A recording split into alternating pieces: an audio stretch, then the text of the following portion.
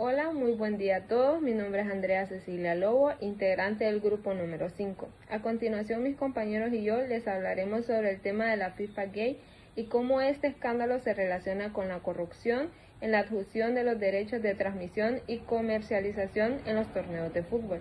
El objetivo principal de este tema es analizar las causas, consecuencias e impactos de este caso en la gobernanza del fútbol internacional. Primero, es importante entender qué es la corrupción. La corrupción consiste en utilizar un cargo o posición de poder para obtener beneficios personales de forma ilegal o poco ético. En el deporte, esto puede presentarse mediante sobornos, fraude o decisiones que favorecen intereses particulares en lugar del bienestar de la organización. Otro concepto importante es la gobernanza deportiva, que hace referencia a las normas y a los procesos que permiten administrar las organizaciones deportivas con transparencia, responsabilidad y rendir cuentas. Cuando existe una buena gobernalización es más difícil que ocurran estos actos de corrupción. También debemos conocer qué son los derechos de transmisión y los derechos comerciales. Los derechos de transmisión son los permisos que reciben las cadenas de televisión o plataformas digitales para transmitir los partidos. Por otro lado, los derechos comerciales influyen en los contratos de patrimonio, publicidad, licencia y uso de imagen en los torneos. Ambos representan una de las principales fuentes de ingresos en el fútbol internacional.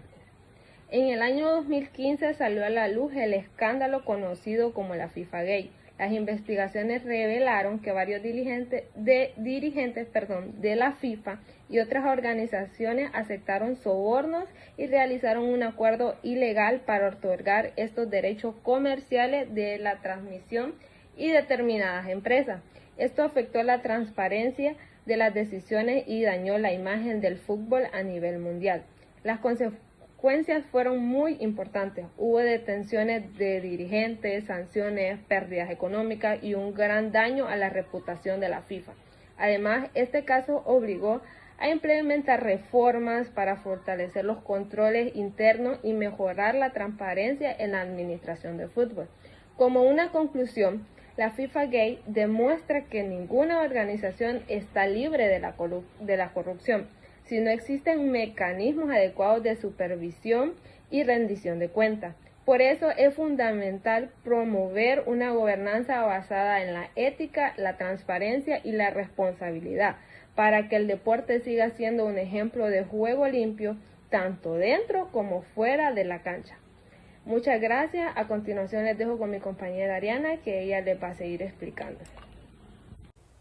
Hola, muy buenas tardes a todos, espero que estén muy bien. Mi nombre es Ariana Arali Guzmán Arteaga y el día de hoy les hablaré sobre el caso de la FIFA Gate, uno de los mayores escándalos de corrupción de la historia del deporte. Primero, vamos a hablar un poco sobre la historia de la FIFA. La FIFA fue fundada el 21 de mayo de 1904 en París, Francia. Su principal función es organizar y regular el fútbol a nivel mundial.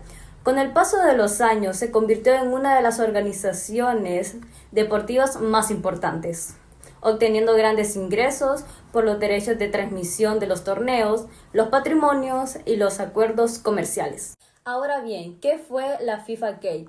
En mayo de 2015 salió a la luz un escándalo de corrupción. Se descubrió que varias dirigentes de la FIFA recibían sobornos para favorecer a determinadas empresas en la adjudicación de control y derecho de transmisión de torneos. Estas prácticas ocurrieron durante muchos años, afectando así la credibilidad del fútbol internacional. Las investigaciones comenzaron cuando las autoridades de Estados Unidos detectaron movimientos financieros sospechosos. El FBI y el Departamento de Justicia recopilaron pruebas, recibiendo transferencias bancarias y documentos financieros que lograron descubrir una red de corrupción que había operado durante aproximadamente 24 años. Gracias a estas investigaciones, muchos de los implicados fueron acusados de corrupción, fraude y lavado de dinero. Aquí una pregunta, ¿cómo se pudo haber evitado este problema? Bueno, considero que se pudo haber evitado con una mayor transparencia en la administración de la FIFA. realizando auditorías constantes, supervisando mejor los contratos, aplicando controles financieros más estrictos y sancionando de inmediato cualquier acto de corrupción. También pienso que es importante fomentar la ética y la honestidad en todas las organizaciones del deporte. Hola, muy buenas a todos. Mi nombre es Axel Gabriel García, del grupo número 1, sección número 5. A mí me tocó el caso sobre los sobornos de la Copa América y la Copa América Centenario. En la descripción del caso, que ocurrió, formó parte del esquema investigado en el 2015 por el Departamento de Justicia de los Estados Unidos. En el objetivo ilícito se realizaron pagos masivos y de sobornos a altos directivos de la Conmebol y la CONCACAF. El propósito fue asegurar de manera exclusiva la juntación de derechos comerciales, de marketing y de transmisión televisiva para varias ediciones de la Copa América, destacando la edición especial de la Copa América Centenario del 2016, celebrada en Estados Unidos. Las empresas involucradas: Fedatiza, empresa creada expresamente para este fin mediante la unión de 3 compañías de marketing deportivo, firmó contratos multimillonarios para adquirir los derechos de las Copas América 2015, 2016, 2019 y 2023.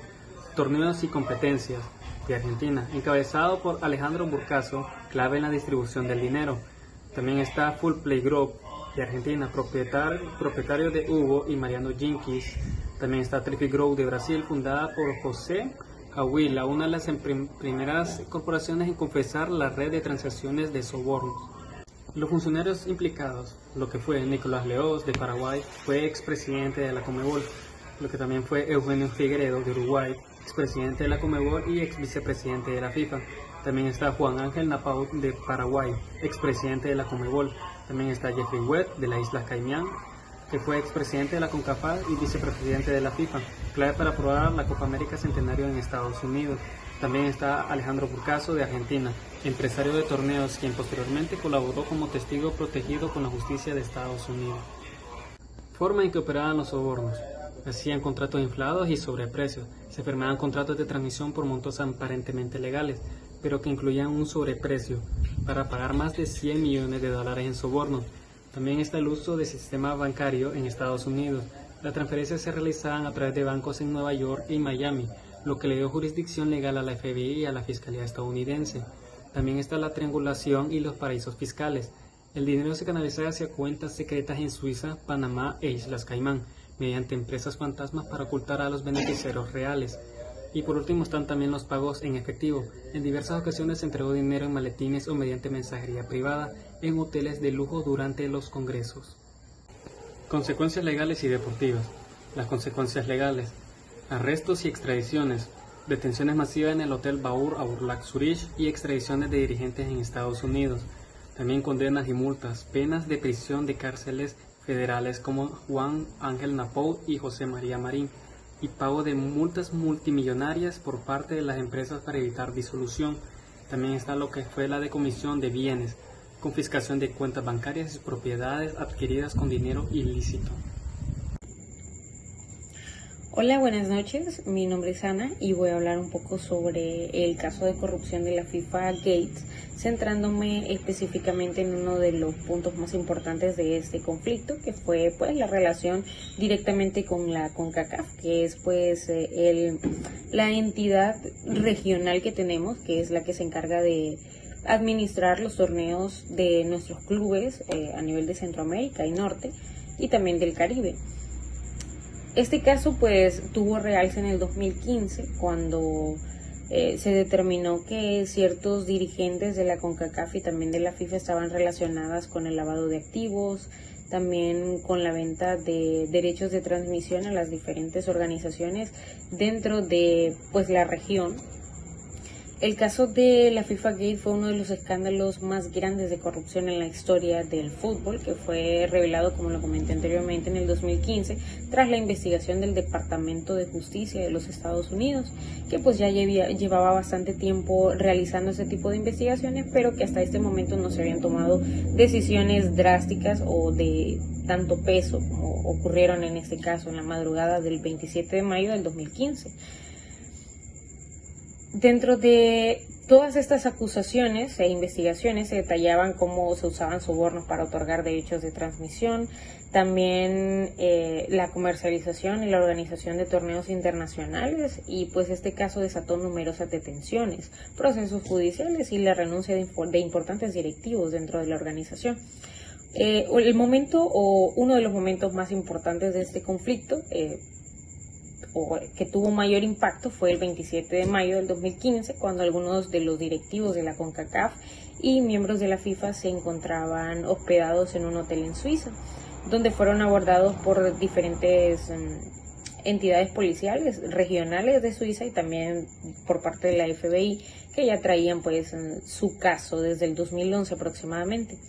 Estos fueron detenidos y acusados por fraude y pues fraude electrónico y asociación ilícita, aparte del lavado de activos. El comunicado oficial de la fiscal general de Estados Unidos, Loretta Lynch, descifraba o describía la corrupción como rampante, sistemática y profundamente arraigada. Según la información, durante más de 24 años, estos directivos llenaron sus bolsillos con alrededor de 150 millones a cambio de los derechos de transmisión y pues algunas de las ventajas que estos traían.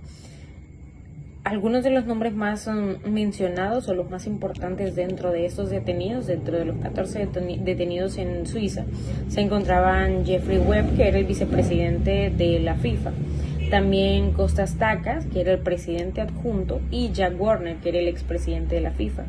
Obviamente, con todo este escándalo, la FIFA perdió muchísima credibilidad. De hecho, todavía se realizan investigaciones sobre los periodos de entre el 2018 y 2022, donde se supone, todavía no es un hecho o no hay información que respalde ese tipo de acusaciones, pero se supone que hubieron diferentes tipos de mandatos o problemas internos dentro de la organización que desataron en estas acusaciones sobre corrupción, incluyendo los mundiales del 2018 y 22. Es conocido que la FIFA vendió derechos de transmisión y tuvo toda esta red de corrupción a lo largo de 24 años, manchando básicamente los torneos internacionales desde el 2002 aproximadamente, donde ya se veía que pues tenían este tipo de preferencias para algunos sectores, sea para la industria de la comercialización y también dentro de los mismos equipos, donde ya se daba este tipo de situaciones. Con esto, como comenté anteriormente, la FIFA perdió muchísima credibilidad. También se siguen realizando procesos judiciales que están en la recuperación de diferentes pruebas para armar un caso completo, y pues tuvieron que realizar muchísimos gastos a partir de este desfalco que ocurrió en el 2015 y bueno, anteriormente, y pues es un caso que todavía se sigue viendo. Buenos días, compañeras y licenciada. Mi nombre es Angélica María León Troches. Yo les voy a dar un pequeño resumen de lo que fue el caso de la FIFA Gate, una reflexión y cómo este caso tuvo relación con la ética. Bueno, como bien sabemos, la FIFA Gate es uno de los mayores escándalos de corrupción de la historia en el deporte mundial. Salió a la luz en el año 2015, cuando el Departamento de Justicia de Estados Unidos y el FBI investigaron a altos dirigentes de la FIFA y de otras organizaciones de fútbol por delitos como soborno, fraude, lavado de dinero y corrupción. Durante varios años, algunos directivos recibieron millones de dólares a cambio de otorgar derechos de transmisión, contratos comerciales y favorecer la elección de sedes para importantes torneos internacionales. Estas prácticas ilegales beneficiaron a un pequeño grupo de personas, mientras perjudicaban la transparencia y la credibilidad del fútbol. Como consecuencia, varios funcionarios fueron arrestados, otros renunciaron a sus cargos y la FIFA tuvo que implementar reformas para fortalecer sus controles internos y recuperar más que todo la confianza con el público, ya que esto fue un escándalo masivo. Como reflexión tenemos que el caso de la FIFA Gate demuestra que ninguna organización está exenta de lo que es la corrupción cuando faltan principios éticos y mecanismos de control. El deporte debe promover más que todo los valores como ser la honestidad, el respeto y un juego limpio, por lo que este escándalo afectó no solo a las instituciones, sino que también a millones de aficionados que confiaban en ella.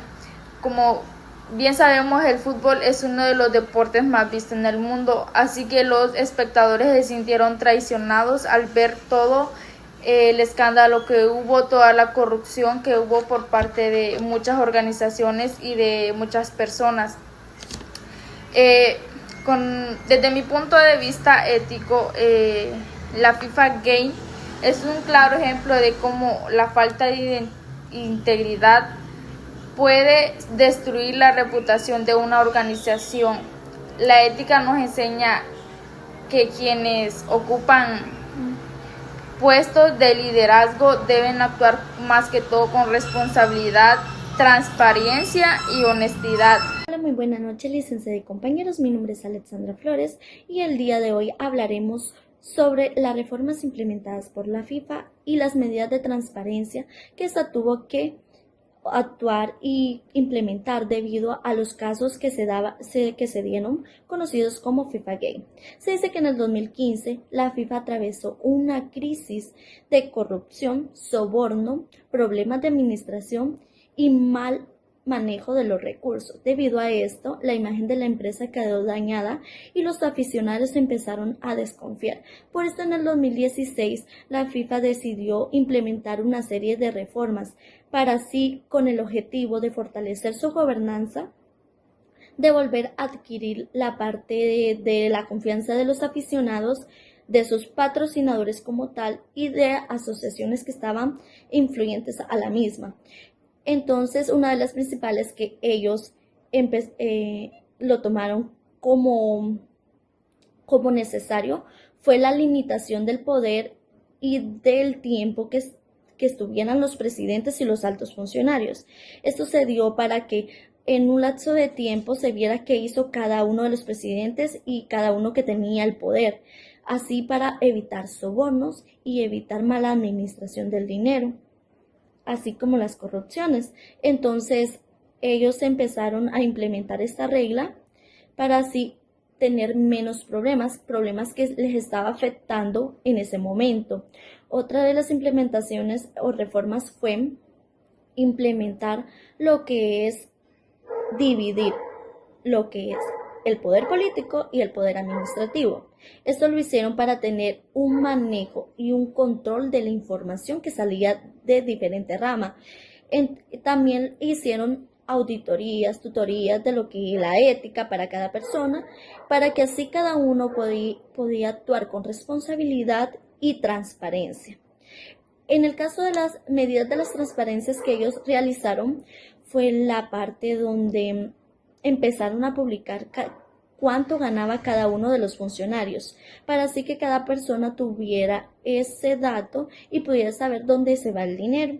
También empezaron a hacer una pequeña organización, un pequeño grupo de personas donde se les llamaba honorarios para que ellos pudieran aprobar lo que eran los sueldos de cada uno de los altos funcionarios. Así no cada uno no podía elegir su sueldo sin antes ser aprobado.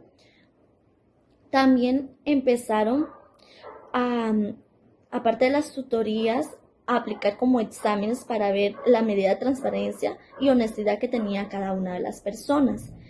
Empezaron a mandar dinero a países para desarrollar el fútbol y asignar un grupo de personas para que estuviera a cargo de la supervisión de los fondos como tal. Entonces, esto me hace pensar que no puede ser solo en una organización deportiva, también puede ser en una pública, en una privada, que debemos de actuar con transparencia, honestidad y